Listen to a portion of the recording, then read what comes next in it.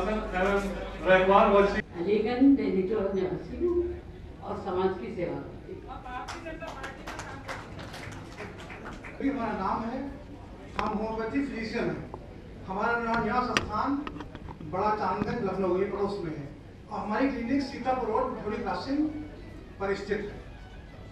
धन्यवाद। और हम सभी के नेता एवं गार्जियन आदरणीय टंडन जी, आदरणीय जयपाल सिंह जी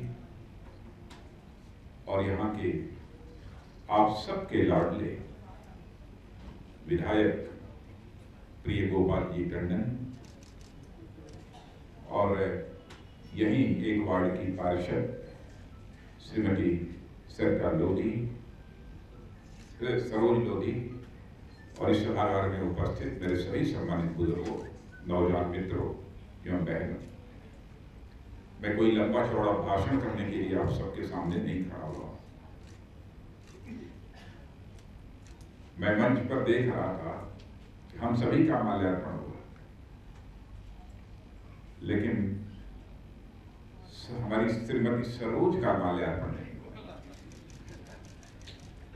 वैसे यह बात मुझे खली है। मेरी बीच में इच्छा हुई, हाँ, लेकिन अच्छा रहता उसका माल्यार्पण होना चाहिए। नहीं महिला ने काम कैसे करेगा, होना चाहिए। और यह बिना मूर्ति तो मैं हरिश्चंद्र लोधी को कहता कि वो माल्यार्पण।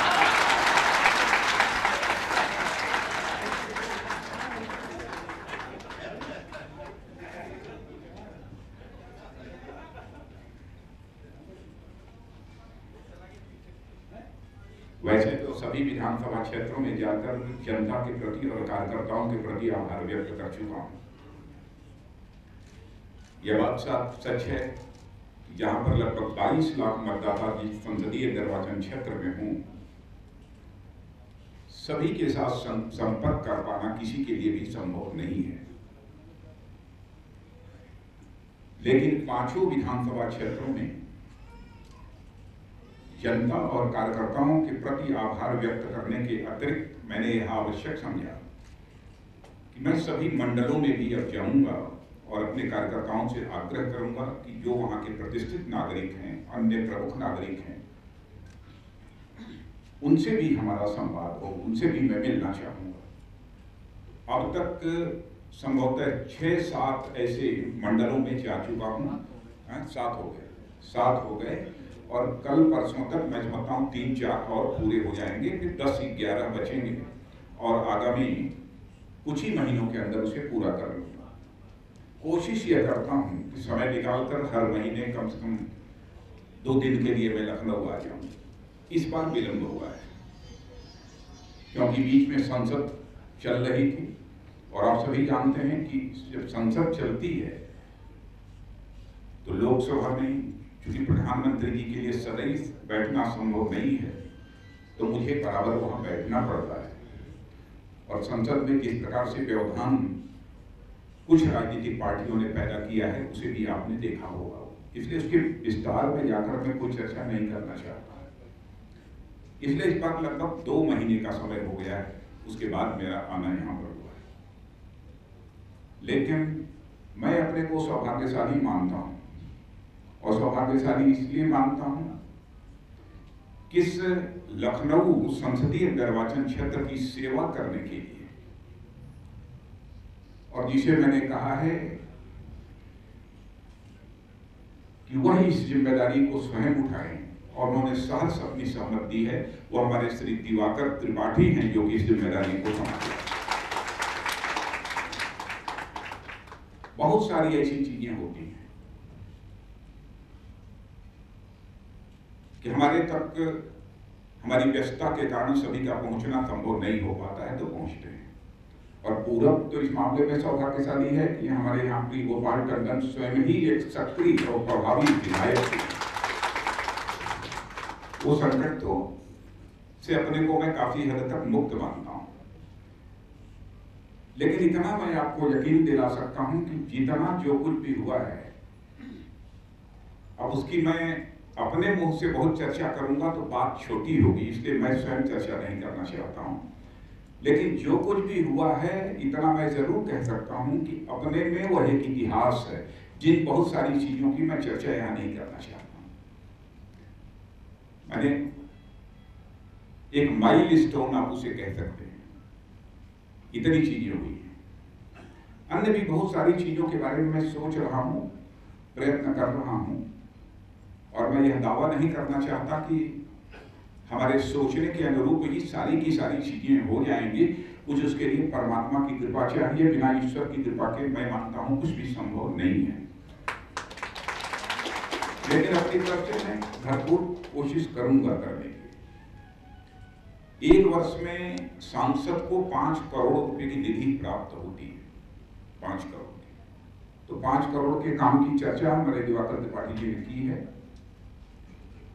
और लेकिन जहां तक मेरी जानकारी है, जो कारपोरेट सोशल रिस्पॉन्सिबिलिटी का भी जो फंड होता है, जैसे बहुत लोग मिलने के लिए मुझसे आते हैं, तो वो स्वयं ये कहते हैं कि मैं आपके संसदीय निर्वाचन क्षेत्र के लिए मैं कारपोरेट सेक्टर से नियमानुसार क्या हम कुछ सहयोग कर सकते हैं। तो मैं कहता हूं तो कुछ ना कुछ वो हो जाता है। और मैं समझता हूं कि शायद वह धनराशि 14-15 करोड़ के आसपास पहुंच चुकी होगी। क्यों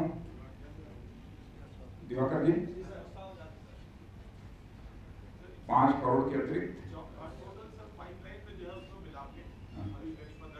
15 के आसपास एक वर्ष के अंदर, जो कि वो खर्च होगी।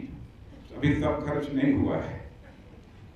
पहले प्रधानमंत्री जी की भी यह सोच थी और मैंने भी यह फैसला किया कि हमारे बालक और बालिकाएं जिन विद्यालयों में पढ़ने जाते हैं, कई ऐसे विद्यालय हैं जहाँ की शौचालय है ही नहीं। यदि है तो बालक और बालिकाओं का दोनों का एक शौचालय बना हुआ है।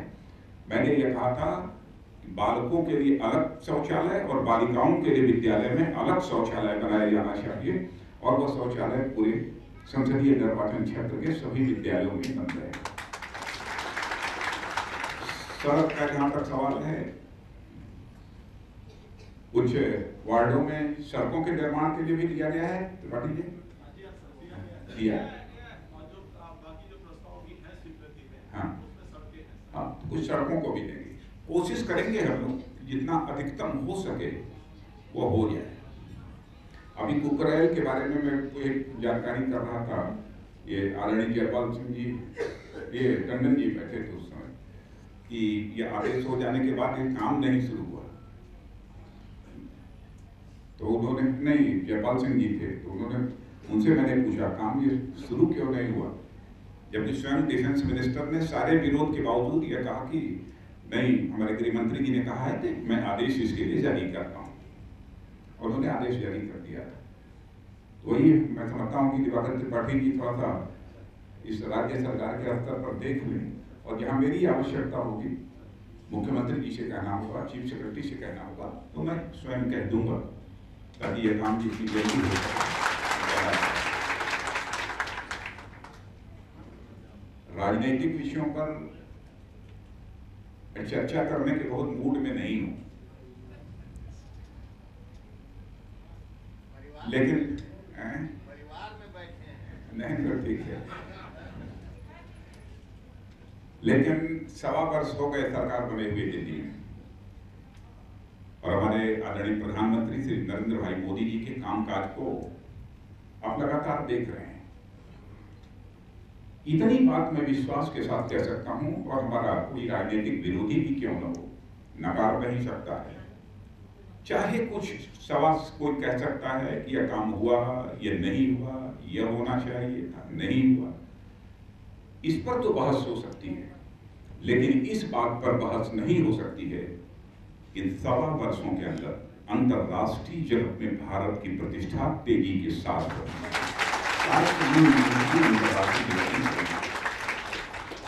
इस सच्चाई को कोई नकार नहीं सकता। हमारी भी बहुत अधिक व्यस्तता थी, मुझे लग रहा था कि कहीं आज का कार्यक्रम कैंसिल न करना पड़े, बीच बीच में लग रहा था, क्योंकि आप देख रहे हैं हमारे पड़ोसी देश उसके साथ चल रही हैं सारी चीजें। ये भी यहाँ टेलीफोन था, लेकिन हमारे प्रधानमंत्री जी को जो उफा में बात हुई थी, बात यदि होनी चाहिए तो उसी पर बात होनी चाहिए। और पहले भी हम लोगों का यही स्टैंड था, terror and talk both can never go together, कभी साथ नहीं जा सकते दोनों। बात भी हो और आतंकवाद का सिलसिला चलता रहे, ये दोनों चीजें साथ नहीं चल सकती हैं। ये पहले था, इसलिए यह तय हुआ था कि यदि बातचीत होगी तो टेरर पर बातचीत हो, और आज भी हम लोगों का वही स्टैंड है। अब देखिए, आगे प्रतीक्षा करिए। और मैं भारत सरकार की नीयत को स्पष्ट कर देना चाहता हूं कि आतंकवाद के मुद्दे पर हमारी सरकार अपने पड़ोसी देश पाकिस्तान के साथ बात करना चाहती है, केवल और केवल आतंकवाद के मुद्दे पर। हमारी नीयत साफ है। अब देखते हैं हमारा पड़ोसी देश क्या कहता है। हम लोगों की कोशिश तो बराबर यही रहती है कि जो पड़ोसी है उसके साथ अच्छे।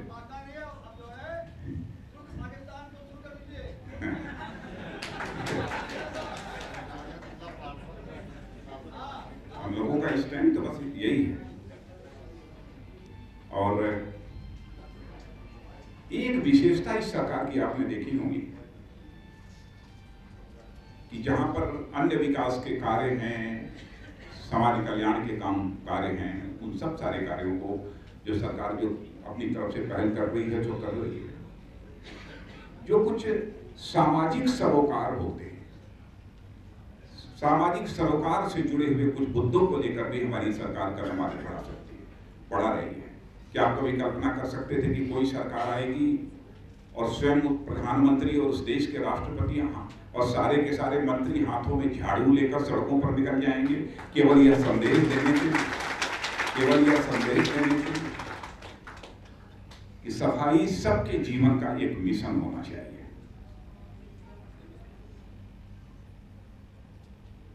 निकले, और मैं कह सकता हूं कि बड़ी बड़ी हिंदुस्तान की हस्तियों ने अपनी भागीदारी इस दृष्टि से दी है, बड़ी बड़ी हस्तियों ने दी है। और एक संदेश इससे और गया है, कोई भी काम छोटा या बड़ा नहीं होता है। झाड़ू लगाना अथवा शौचालय के काम करने वाला वो व्यक्ति छोटा नहीं कहा जा सकता कि वो छोटा काम करता है। कोई भी काम छोटा नहीं होता। समाज की अंतिम सीढ़ी पर बैठा हुआ जो व्यक्ति जो काम करता है उसका भी उतना ही महत्व है जो कि शिखर पर बैठे हुए व्यक्ति के द्वारा किया जा रहा जो काम है उसका जितना महत्व। काम के महत्व को कम अथवा अधिक करके किसी भी सूरत में आंका नहीं जा सकता। बेटी पढ़ाओ बेटी बचाओ कार्यक्रम, देश का कोई एक व्यक्ति भी शेष नहीं बचना चाहिए जिसका कि भारत के बैंकों में अकाउंट न खुल जाए प्रधानमंत्री जनधन योजना के तहत। नहीं तो जिनके पास पैसे होते थे उन्हीं का बैंकों में अकाउंट होता था।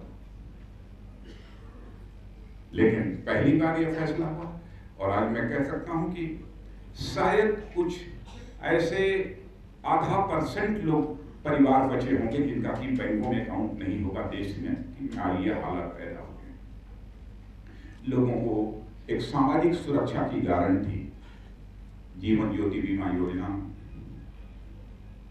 प्रधानमंत्री सुरक्षा योजना, अटल पेंशन योजना, इन सारी योजनाओं के बहुत डिटेल में मैं नहीं जाना चाहता।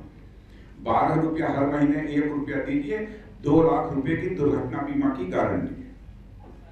1 लाख रुपया महीना देना कोई बड़ी बात नहीं है। तो ऐसे कई योजनाएं भी हमारी सरकार ने प्रारंभ की है।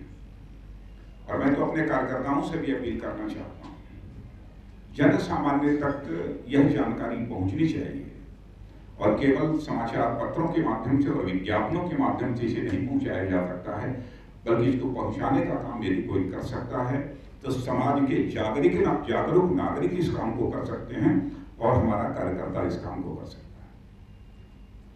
इसलिए हम कार्यकर्ताओं को इस दायित्व को भी निभाना चाहिए। और इसके अतिरिक्त कोई आपकी कोई बहुत ऐसी विशेष समस्या जैसे बहुत सारे गरीबों को मैं देखता हूँ, बहुत, शायद आप लोगों में से किसी को कल्पना नहीं होगी, हार्ट के पेशेंट हो गए, कैंसर के पेशेंट हो गए, घर में फूटी कौड़ी नहीं है कि वो अपना इलाज करा सके। मैंने एक और फैसला किया है, ऐसे लोग जिनके पास पैसा बिल्कुल नहीं है, एक फाउंडेशन से मैंने बातचीत की है और मैं उस फाउंडेशन के प्रति आभार व्यक्त करना चाहता हूं। उन्होंने कहा कि ऐसे जो गरीब होंगे, बड़े रोगों के लिए, छोटे रोगों के लिए नहीं, हार्ट का ऑपरेशन होना है, पैसा नहीं है, नहीं हो पा रहा, किडनी फेल, पैसा नहीं है, नहीं हो पा रहा है, तो उस फाउंडेशन ने कहा है कि आप हमको 2 हॉस्पिटल से टाई अप करा दीजिए, एक केजीएमसी और साथ साथ पीजीआई, दोनों से टाई अप कर दूंगा और ऐसे जितने मामले आपके द्वारा आएंगे उनका मैं मुफ्त में इलाज कराऊंगा।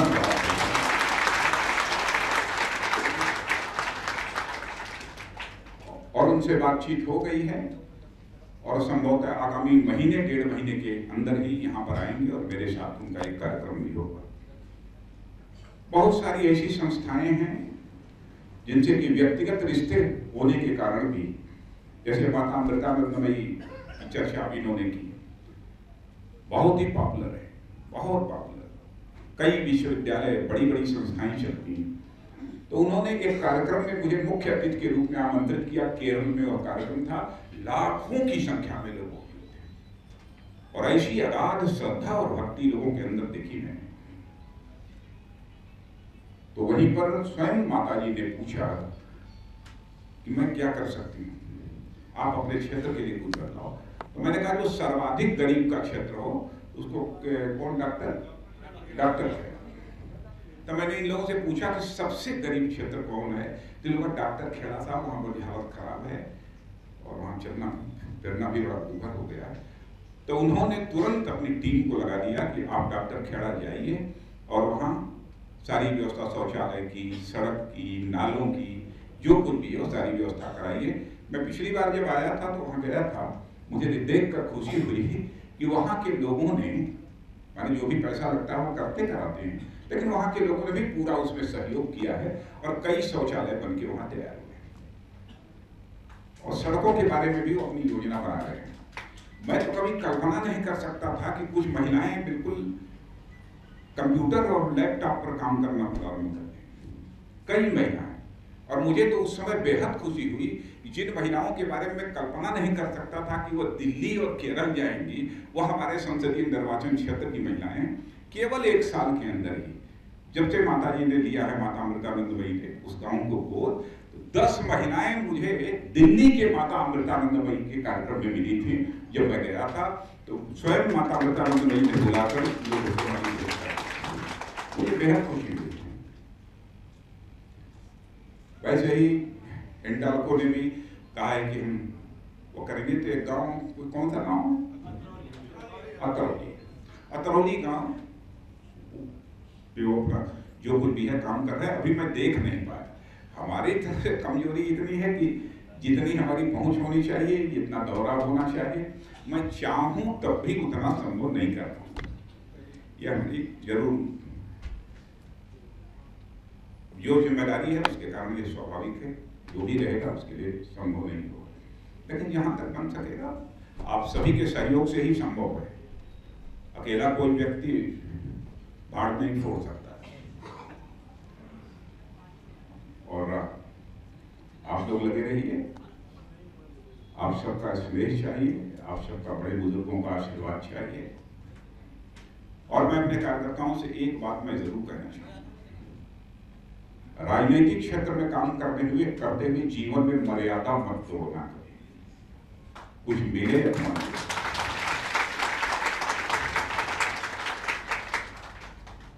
मैं देखता हूं कि कभी कभी बड़ी जिम्मेदारी मिल जाने के बाद और छोटी आयु में जिम्मेदारी मिल जाती है तो लोग अपने बड़े बुजुर्गों के समक्ष भी मर्यादा तोड़ने में रंच मात्र संकोच नहीं करते हैं, बल्कि यह मानते हैं कि मैं बिल्कुल खुले सरकार बन गया है।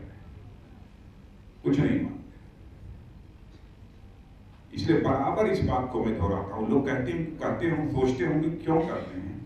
कोई व्यक्ति अपने जीवन में केवल पद के कारण बड़ा नहीं होता है, उसका कद केवल पद के कारण बड़ा नहीं होता है, बल्कि उसका कद उसकी कृतियों के कारण बड़ा होता है, उसके काम का बड़ा होता है। इस हकीकत को हमको समझना चाहिए।